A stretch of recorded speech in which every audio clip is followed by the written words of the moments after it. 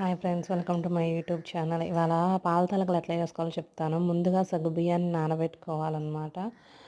ఒక లీటర్ పాలకి ఒక పావు కేజీ బియ్యం పిండి అయితే సరిపోతుంది. దాన్ని ఏం చేయాలంటే ఇట్లా ఉంచుకున్న తర్వాత పొయ్యి మీద సగ్గుబియ్య పక్కన బెల్లం కూడా ఇట్లా పెట్టుకొని బెల్లాన్ని ఎట్లా వచ్చిందో చూసుకోవడానికి, అది ఇట్లా ఉడుకుతూ ఉండాలి సగ్గుబియ్యం. బెల్లం ఆ కన్సిస్టెన్సీ వస్తే సరిపోతుంది.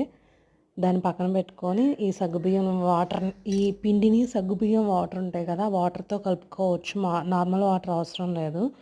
తర్వాత పాలని పొయ్యి మీద పెట్టి పాలు పొంగొచ్చేంత చూసుకొని, పొంగొచ్చిన తర్వాత అవి నొక్కుకోవాలన్నమాట. వాటిని చేతితో తిప్పకూడదు, స్లోగా తిప్పాలి. తెడ్డుతో అయినా నిదానంగా తిప్పుకుంటూ ఉండాలి. అదో పాములు అట్లా ఉడుకుతా పైకి తేలుతూ ఉంటాయి అన్నమాట. లాస్ట్లో బెల్లం వేసుకొని ఇట్లా అనుకోవాలి. ఇంకా మీకు కావాలంటే జీడిపప్పు, కిస్మిస్లు అవన్నీ కూడా వేసుకోవచ్చు. ట్రై చేయండి.